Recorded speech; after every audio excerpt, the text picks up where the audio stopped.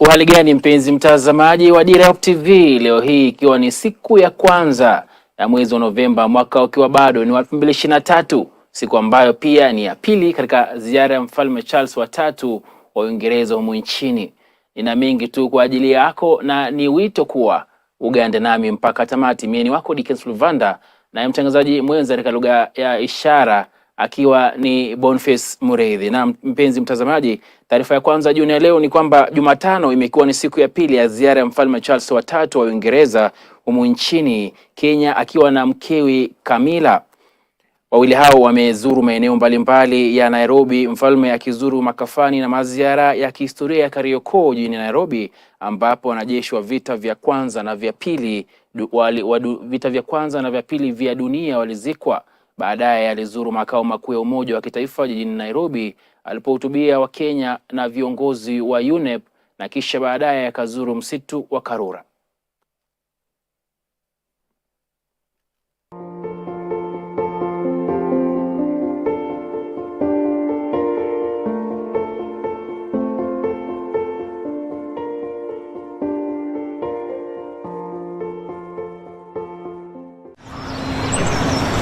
Katika siku ya pili ya ziara ya Mfalme Charles wa tatu na Malkia Camilla wamezuru maeneo kadhaa hapa jijini Nairobi. Walifika kwenye makaburi ya Kariokoo asubuhi walipokaribishwa na gavana wa Nairobi Johnson Sakaja, mkuu wa mawaziri Musalia Mudavadi na Daniel Achini ambaye ni meneja wa tume ya Jumuiya ya Madola ya kaburi la vita nchini Kenya na Afrika Mashariki.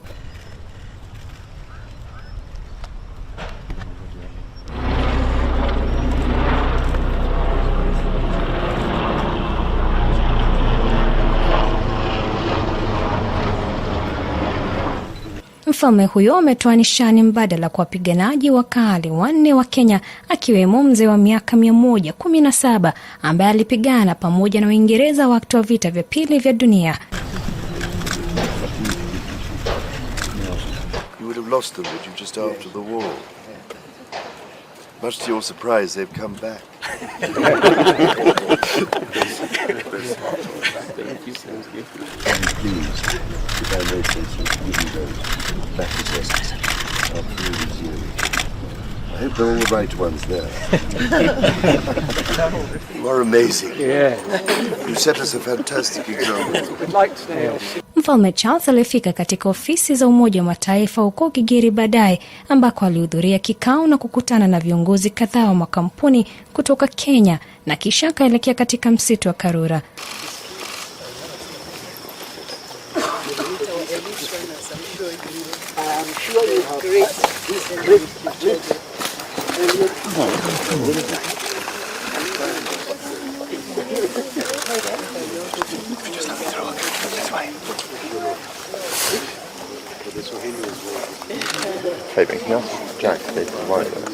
Mfalme Charles baadaye alizuru msitu wa Karura ulioko jijini Nairobi akiwa na waziri wa mazingira Soipantoya ili kutambua juhudi za mwanamazingira marehemu Wangari Maathai kuhakikisha misitu ya humu nchini imelindwa.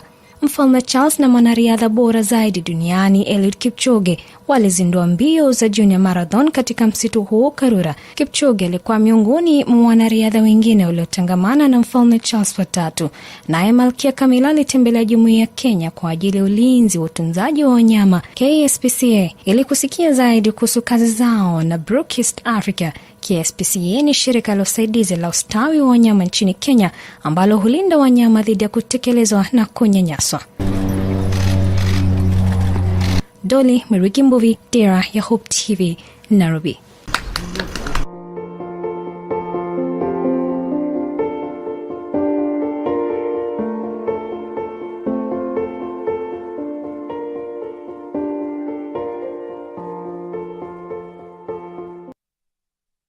Tukisalia katika masuala ambayo yafungamana na ziara ya Mfalme Charles, ni kwamba Mfalme Charles wa tatu wa Uingereza alifungua hotuba yake kwa kutumia lugha ya Kiswahili kwenye hafla ya mankuli ya jioni, ukipenda dhifa ya kitaifa, katika ikulu ya Nairobi kwenye ziara yake ya kipekee nchini Kenya, hii ikiashiria mvuto mkubwa hasa kwa wapenzi wa lugha hiyo. Mbali na hilo, kwenye hafla hiyo ya Jumanne ambayo aliandamana na mkewe Malkia Camilla, mfalme alikiri kuwa amechukizwa na unyanyasaji uliofanyiwa Wakenya wakati wa vita vya uhuru, japo hakuomba msamaha kwa wengi walivyotarajia.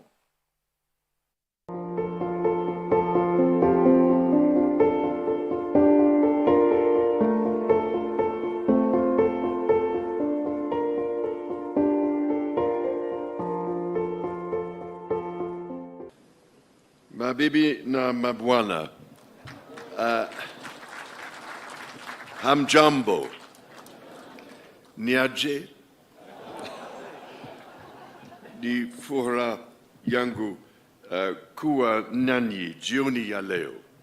Ndiyo maneno aliyosema ya Kiswahili Mfalme Charles wa tatu wakati wa ufunguzi wa hotuba yake kwa wageni waalikwa katika hafla ya dhifa ya kitaifa Jumanne jioni katika ikulu ya Nairobi. Japo alionekana kutatizika kutamka, mfalme alionekana kufurahia kuyatamka maneno hayo, huku umati ukicheka kwa furaha. Hatua hii ikiipa hadhi lugha ya Kiswahili ambayo ndiyo lugha inayokuwa kwa kasi sana ulimwenguni. Najisikia kama niko nyumbani.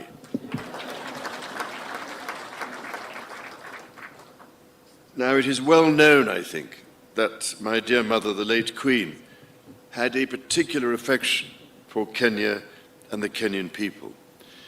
She arrived here in 1952 a princess, but left as queen. It is extremely moving to read her diary from that visit, in which she wrote that she did not want to miss a moment of Kenya's extraordinary landscapes. Katika hafla hiyo, Mfalme Charles alikiri kuwa vitendo vilivyofanyiwa Wakenya wakati wa ukoloni vilikuwa vya kuchukiza na visivyofaa, vya unyanyasaji, na kwamba havikupaswa kutendeka katu.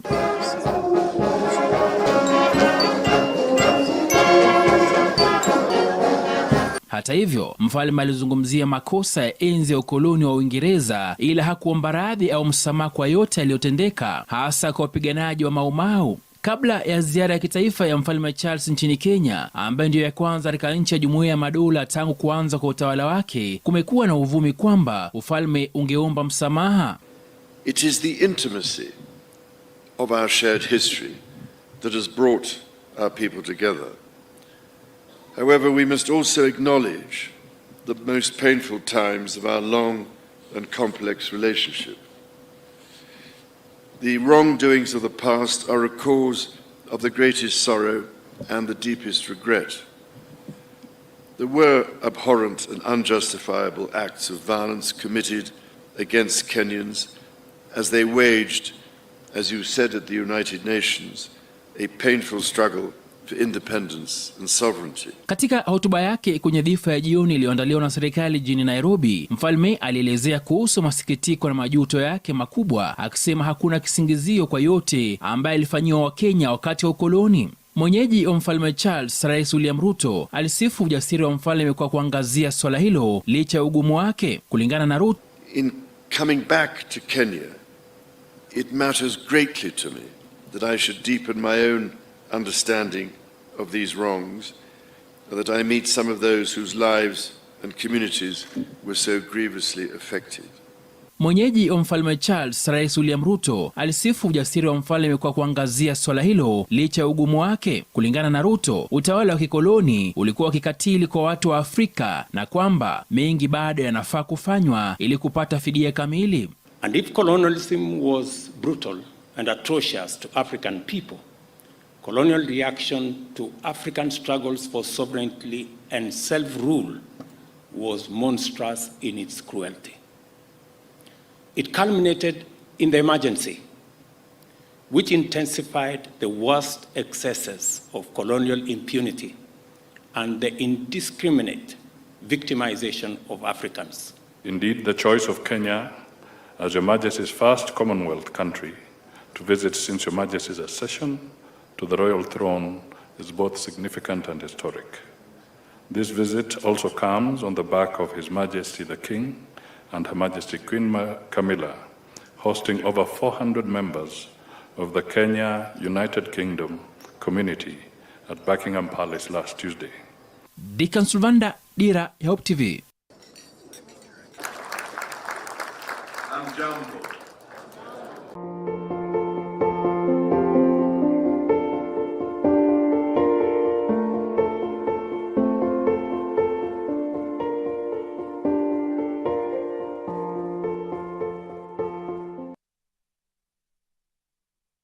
Na tuachane na ya ufalme na malkia, ambapo mtazamaji, zaidi ya watahiniwa milioni 2.6 waliokalia mtihani wa kitaifa wa darasa la 8 KCPE na ule wa gredi ya 6 KPSEA wamekamilisha mitihani yao Jumatano hii leo, huku visa vichache vya utovu wa nidhamu vikiripotiwa kote nchini.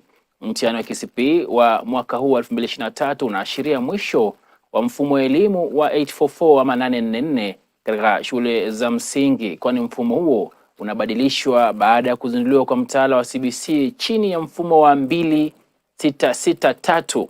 Na kama Alice Diana anavyotuarifu, matokeo ya mtihani yanatarajiwa kutolewa mwishoni mwa mwezi huu wa Novemba, kwani usahihishaji wa mtihani huo tayari umekwishaanza.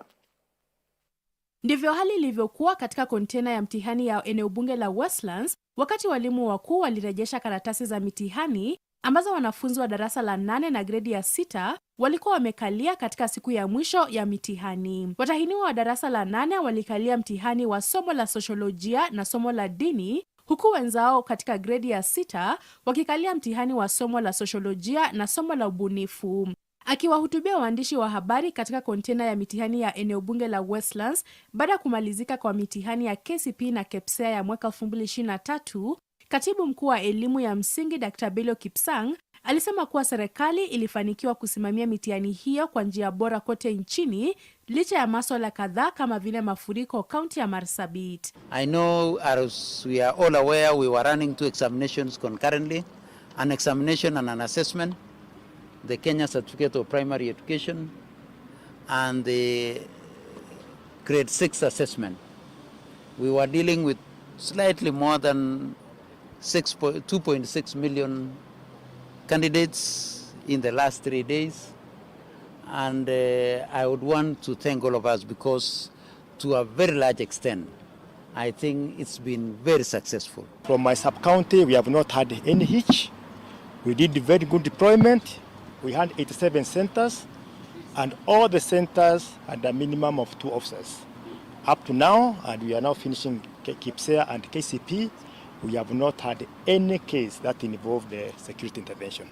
So the sub-county has had a very smooth sailing exercise. Kulingana na Kipsang, watahiniwa wa darasa la 8 watajua matokeo yao na shule za upili watakazojiunga nazo kabla ya sherehe za Krismasi, kwani kusahihishwa kwa mitihani kutaanza mara moja. I would want to indicate that because of the work that is bending ahead and our children have to report to school in January, we shall prioritize the marking of KCPE so that before we break for Christmas, our parents will have known where their children will have been admitted to, and also to prepare them to mobilize the necessary resources for them to take their children to school, and also to give adequate time for those who will be applying for the various scholarships that will be available, including the elimu scholarships. Tofauti na miaka ya nyuma, Kipsang alisema mwaka huu kulikuwa na kesi chache sana za mimba za utotoni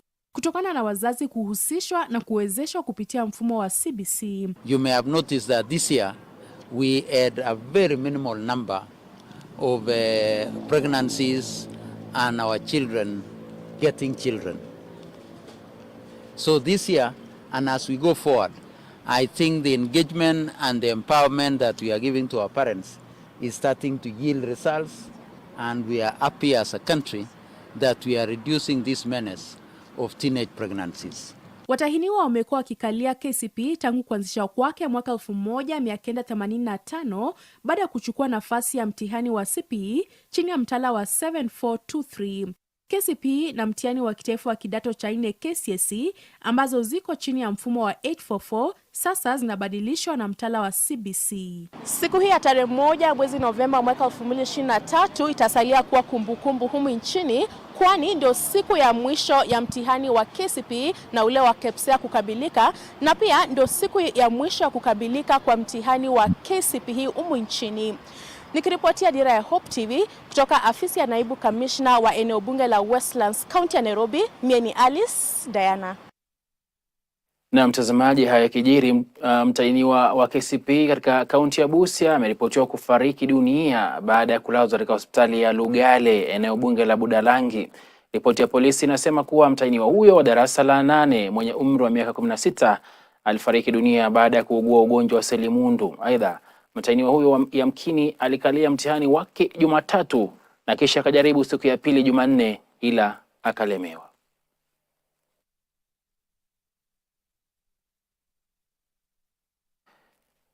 Naam, siku chache tu baada ya gavana wa kaunti ya Kisii kuzuiwa na jeshi la polisi kuingia katika majengo ili kutekeleza majukumu yake, kundi la viongozi wa kaunti hiyo sasa wanaikosoa serikali ya kitaifa. MCA bunge la Kisii wakiongozwa naye naibu spika Jacob Bagaka wanadai kuwa gavana Arati analengwa na serikali kuu kufuatia hatua yake ya kuzindua sako ya huduma wa bodaboda eneo la Kisii na kumtaka waziri wa usalama wa ndani Kithure Kindiki kujitokeza kimasomaso na kuelezea sababu za kuwatuma maafisa wa GSU kumhangaisha gavana wao.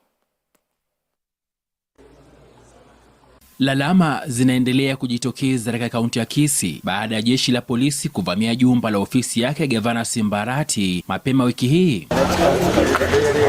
Wawakilishi wa wadi katika kaunti ya Kisii wanalalamikia hatua hiyo, huku wakiwanyoshea vidole mbunge wa Mugirango Kusini Silvana Sosoro pamoja na waziri wa usalama wa ndani wa kitaifa Profesa Kithure Kindiki. As the elected leaders of Kisii County, we take this opportunity to condemn recent acts of police harassment towards the county government of Kisii.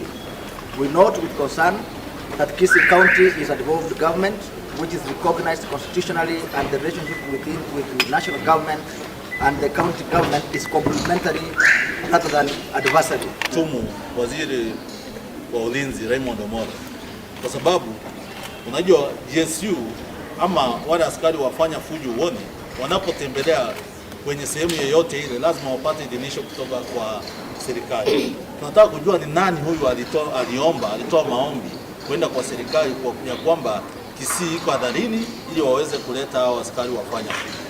Mapema wiki hii, kundi la maafisa wa GSU walipiga kambi katika majengo ya ofisi za Arati, pengine kwa nia ya kumzuia kutekeleza majukumu yake, gavana huyo akidai kwamba walikuwa na nia ya kumtia pingu kufuatia hatua yake ya kuzindua shirika la sako ya kuwekeza kwa ajili ya wanabodaboda wa Kisii mjini. The reasoning, and I want to ask the president, the question is, he has been talking about bodaboda, mama mboga.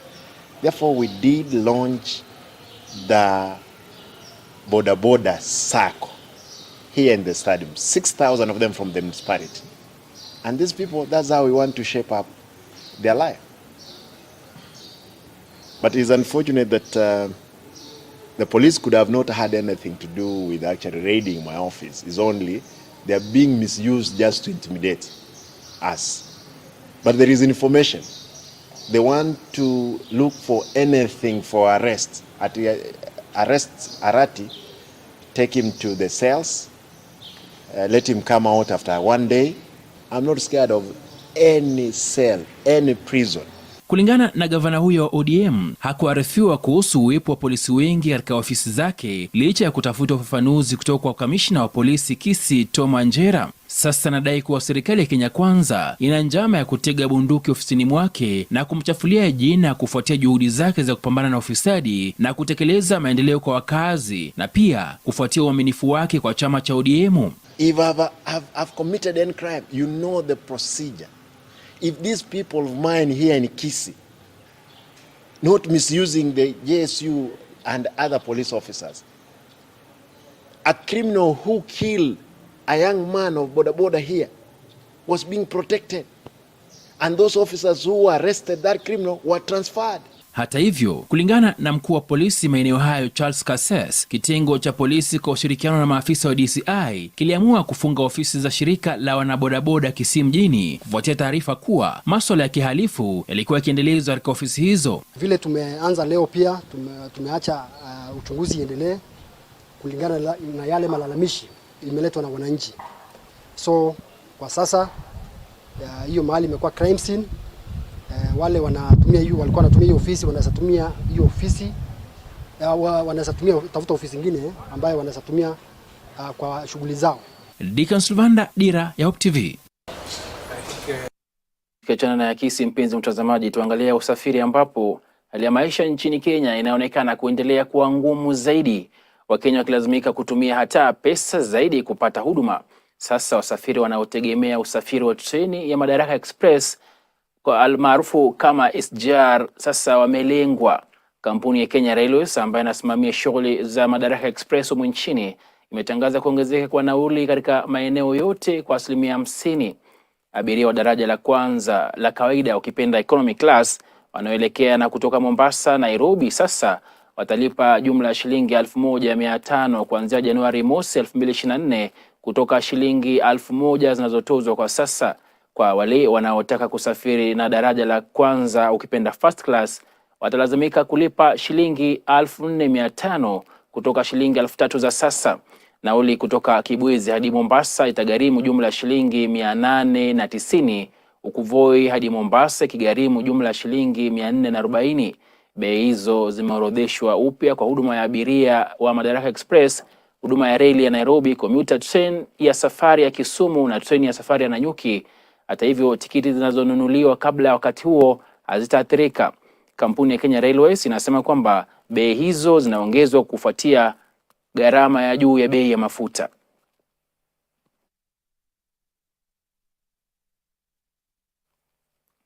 Na idara ya usalama imepiga hatua muhimu zaidi katika kumaliza uhalifu kaskazini mwa bonde la Ufa. Wanasiasa na viongozi wanaochochea ukosefu wa usalama wakiangaziwa darubini, miezi 8 tu baada ya kutumwa kwa vikosi vya usalama maeneo hayo chini ya mpango wa operesheni maliza uhalifu.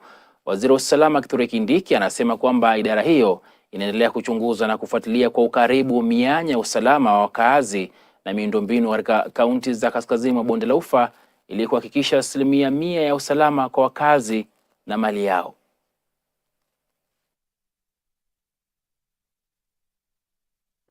That whereas pursuant to Article 181 of the Constitution and Section 33 of the County Governments Act, on Wednesday 25th October 2023, the Meru County Assembly approved a motion to remove from office by impeachment Honorable Kawira Mwangaza, the Governor of Meru County.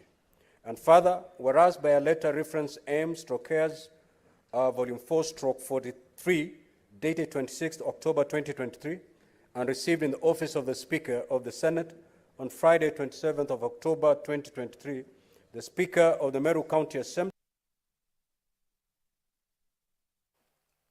Na mpenzi mtazamaji, samahani kwa mtafaruku huo wa picha hiyo ambayo basi imechezwa, sio taarifa hiyo. Na hatima ya gavana wa Meru Kawira Mwangaza sasa itaamuliwa katika kikao cha maseneta wote 67 katika bunge la Seneti. Jana Jumanne, wengi wa maseneta upande wa serikali Kenya Kwanza walitupilia mbali hoja iliyopendekeza kubuniwa kwa kamati maalum ya maseneta 11 watakaochunguza na kudhibitisha madai dhidi ya gavana huyo Mwangaza. Gavana huyo alitimuliwa ofisini Jumatano Oktoba 25, 2023 baada ya madiwani 59 kupiga kura ya kukubali basi kumuondoa ofisini. That whereas pursuant to Article 181 of the Constitution and Section 33 of the County Governments Act, on Wednesday 25th October 2023, the Meru County Assembly approved a motion to remove from office by impeachment Honorable Kawira Mwangaza, the Governor of Meru County. And further, whereas by a letter reference M/Cares Volume 4/43 dated 26th October 2023 and received in the office of the Speaker of the Senate on Friday 27th of October 2023, the Speaker of the Meru County Assembly informed the Speaker of the Senate of the approval of the motion by County Assembly and further forwarded to the Speaker of the Senate documents in evidence of the proceedings of the Assembly. And whereas pursuant to Section 33(3)(b) of the County Government Act and Standing Order 81(b) of the Senate by resolution may appoint a special committee comprising 11 of its members to investigate the matter. Now, therefore, pursuant to Section 33(3)(b) of the County Governments Act and Standing Order 81(b), the Senate resolves to establish a special committee comprising the following senators: Senator Dr. Boni Kalwale, Senator Jackson Mandago, Senator Karungo Thangwa, Senator Esther Okenyuri, Senator Ali Roba, Senator Peris Tobiko, Senator Enoch Wambua, Senator Abdul Haji, Senator Okoit Omtata, Senator Crystal Asige.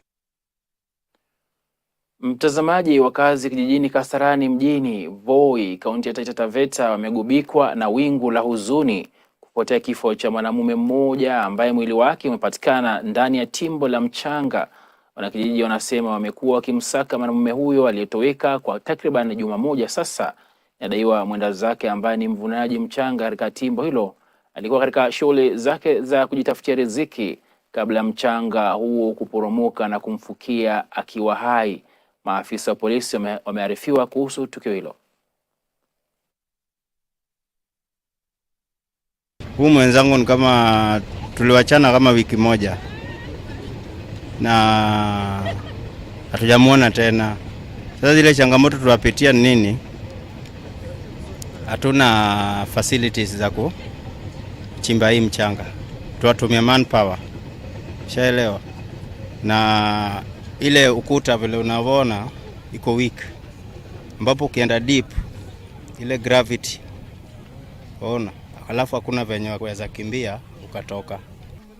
Sasa ile kitu inakuja inabidi unaingojea, maana ukijaribu kupanda utateleza unarudi. Ona. Sasa unataka kitu kama excavator. Ona, ije fungue. Itoe hiyo udongo ya juu. Sasa ile changarawe hata ikikuangukia haikufanyi kitu. It's very unfortunate kwamba leo tunapoteza mtu in the line of duty. Huyo alikuwa anajitafutia riziki yake hapa ndani. Na sisi tunajua zile changamoto za kazi ambazo ziko kwa vijana na ni sekta ambayo amekuwa amejituma sana kutafuta riziki kwa familia yake. So leo tunapoteza mwenzetu na ni masikitiko makubwa. Na tumoni ile hali ya mwili iliyokuwa pale ndani. Langu mimi ni kuomba familia. Ndio nimejaribu kuongea na mmoja lakini mambo ndio wakae. Waone kama tunaweza saidiana as soon as possible tuweze kustiri ule mwili juu ile hali iliyokuwa pale ndani.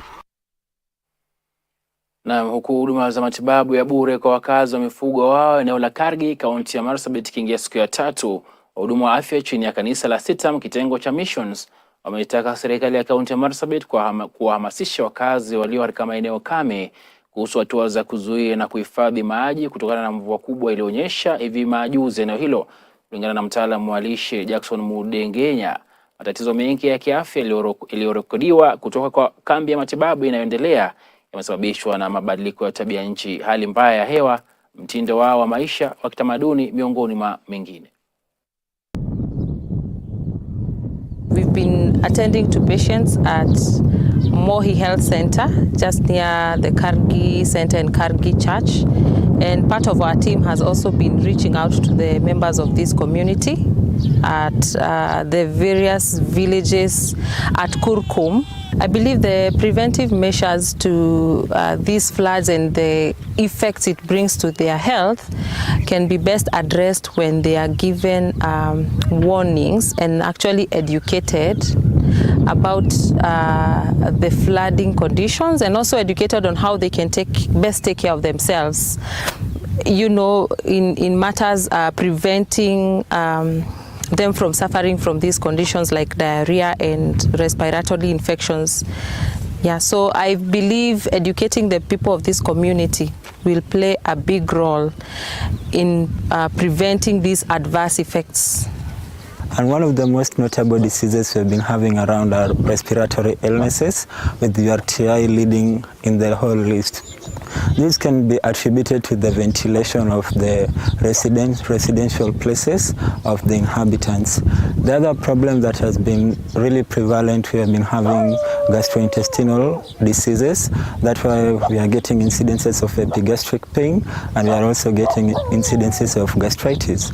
That can also be attributed to the food intake of the residents, whereby most of them take a lot of processed foods due to the climate of this area. And the other diseases we have been seeing around, we have been having joint pains, and this can really be attributed to the kind of work the residents are doing and their mode of carrying things, because once you move around here, you'll find mothers carrying water, firewood on their backs, which exerts a lot of pressure on them. Naam, kampuni ya maji na usafi Mombasa MOWASCO imeweka mkataba wa ushirikiano na kampuni ya Fresh Life ili kuboresha huduma za usafi katika mitaa duni ya kaunti hiyo. Mkurugenzi wa MOWASCO Abdirahim Farah amesema kampuni hizo mbili kwanza zitahitajika kutambua mitaa duni yote ya kaunti ili kubaini ni zipi zinahitaji vyoo vinavyotumia maji machache na kadhalika, kuhakikisha usafi wa hali ya juu maeneo hayo ya makazi. As a company, we are trying to use a multi-pronged approach to solve the sanitation issue. Currently, we are in the middle of doing a World Bank project whereby we are rehabilitating around 8 kilometers of our sewer line around Mombasa, Old Town and West Mainland. We are reviving our wastewater treatment plant in Kipevu, whereby we are hopefully will be treating around 17,000 cubic of wastewater. Again, we are also doing around 15 ablution blocks around the county, whereby we are offering this kind of solutions to appeal of Mombasa. We are excited to cement a partnership with Fresh Life, whereby we are offering non-sewer solutions to the people of Mombasa. We believe that with our mandate to provide non-sewer sanitation, we will increase sanitation coverage in the greater Mombasa County, as well as specifically targeting the people that are living in the low-income communities. One of the benefits of what we strive to achieve from this partnership is to really give dignity to the sanitation problem that currently exists. We also are looking forward to partnering together with the county and Mowasco to reduce sicknesses that are a result from poor sanitation, such as cholera and diarrhea.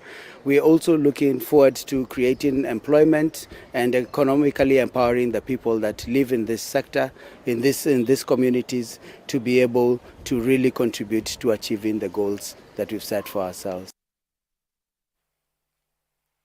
Haya basi, taarifa hiyo yatukunjia jamvi la Dira TV jioni ya leo. Mpenzi mtazamaji, shukrani jazila kwa kunipa wako muda na wakati. Tukutane tena kesho majaliwa yake Rabana, muda na wakati sawia na huu mahala papa hapa. Mie ni Dickens Luvanda, naye Boniface Muredhi amekuwa ni mtangazaji wako katika lugha ya ishara. Kwaheri ya kuonana tena mpenzi mtazamaji.